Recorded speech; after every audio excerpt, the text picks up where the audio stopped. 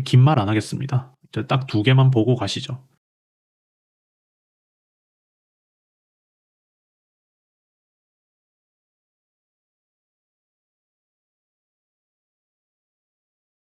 이렇게 정확하게 맞아떨어지는데 정말로 아직 차트 분석이 아무 쓸모가 없다라고 생각하시나요?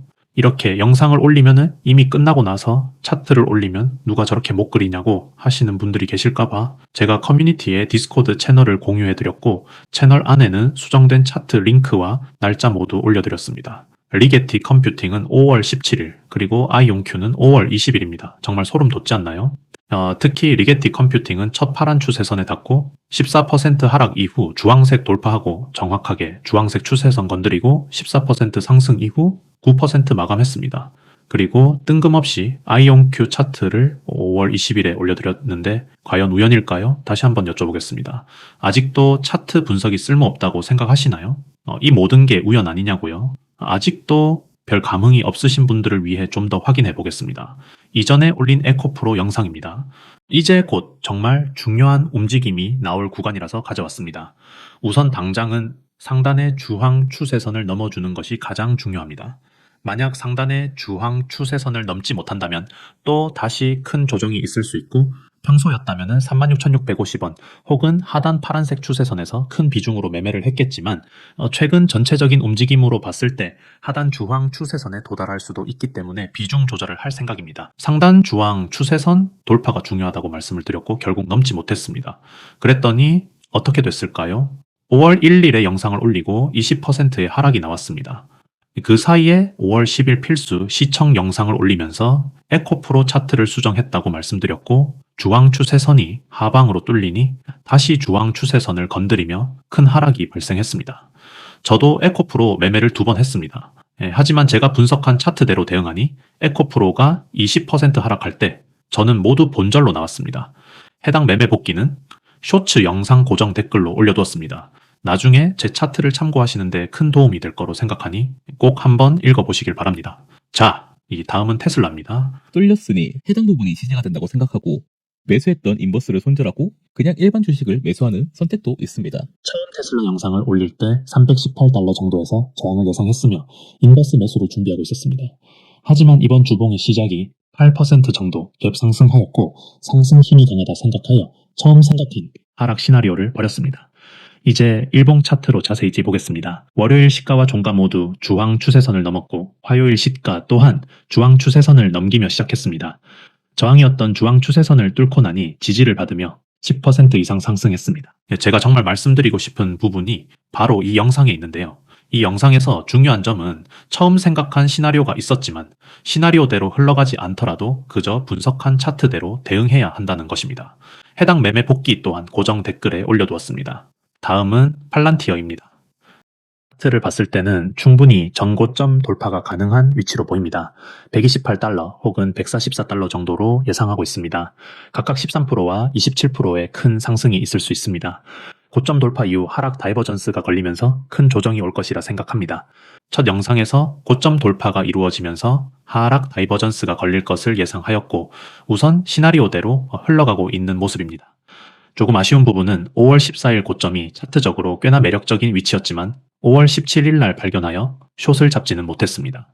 하지만 주봉의 시가가 다시 주황 추세선 아래에서 시작하였고 128달러 부근에서 PLTD 팔란티어 숏을 구매했습니다. 그럼 이제 여기서 폭락이 시작될 것이냐라고 물어보신다면 폭락이 시작될 수도 아니면 다시 고점 돌파를 하면서 상승 다이버전스가 한 번 더 걸릴 수도 있습니다. 오를 수도 있고 내릴 수도 있다라고 하면은 그건 개나 소나 다 말할 수 있다라고 하실 텐데요. 여기서 중요한 점은 저는 이미 수익을 챙기고 있습니다. 그대로 차트가 하락한다면 계속 수익을 가져갈 수 있고 만약 차트가 상승하더라도 본전에서 로스가 나가게 하여 본절로 나올 수 있습니다. 그 외에도 다양한 방법이 있겠지만 여기서 중요한 점은 좋은 위치에서 매매하니 언제든지 마음 편하게 대응할 수 있는 여유가 생기게 되는 겁니다. 만약 제가 차트를 더 빨리 확인해서 5월 14일에 숏을 구매했다면 지금보다 더 마음 푸근하게 기다릴 수 있겠죠? 이게 바로 제가 차트를 매우 강조하는 이유입니다. 아직도 차트 분석이 쓸모없다고 생각하시는 분들께 제가 질문 하나만 드리겠습니다. 2월 19일 125달러의 팔란티어와 4월 7일 66달러의 팔란티어는 기업 가치가 떨어져서 반토막이 났을까요? 또한 4월 7일 팔란티어와 5월 14일의 팔란티어는 기업 가치가 올라가서 2배가 넘게 차이가 날까요? 주식과 코인 모두 투자자의 수급과 심리로 움직이고 그 모든 것을 먼저 발견하고 대응할 수 있는 것은 차트 분석밖에 없습니다. 다음은 포스코 퓨처엠입니다.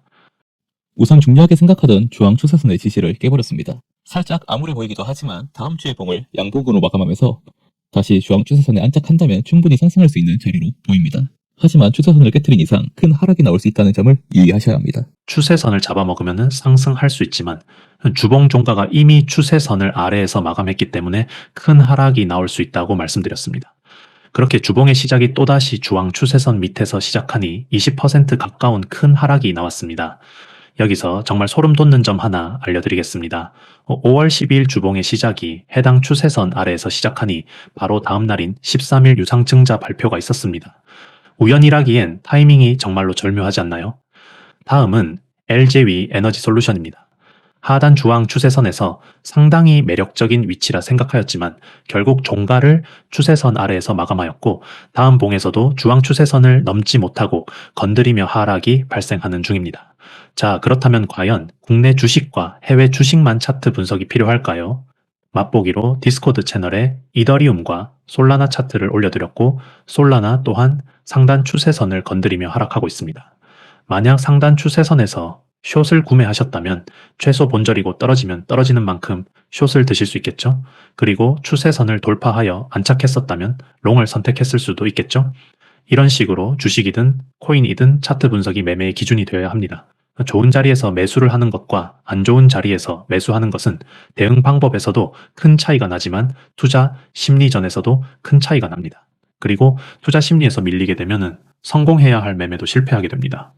그렇기 때문에 손익비가 좋은 자리에서는 도전하고 설령 실패하더라도 고집 부리지 말고 다음 기회를 다시 찾는 것에 집중하여 다른 기회를 잡을 수 있도록 노력해야 합니다. 코스피 종목만 850개, 코스닥은 1800여 개, 나스닥은 3800여 개, 코인까지 합치면은 정말 많은 종목들이 있습니다. 정말 수많은 종목이 있기 때문에 매매를 해보시면서 어떤 매매가 나와 잘 맞는지 판단해보시고 자신이 정말 자신 있는 자리에서만 매매하시면 됩니다. 손익비 구간이 괜찮은지 확인하시고 매수를 하실 때는 얼마까지는 손실을 감수하면서 가겠다. 수익 구간에서는 스탑 로스 구간을 어디로 설정하겠다. 이런 식으로 반복하시다 보면은 한 번에 큰 돈을 번다고 말씀드릴 수는 없지만 절대로 큰 돈을 잃을 일은 없습니다.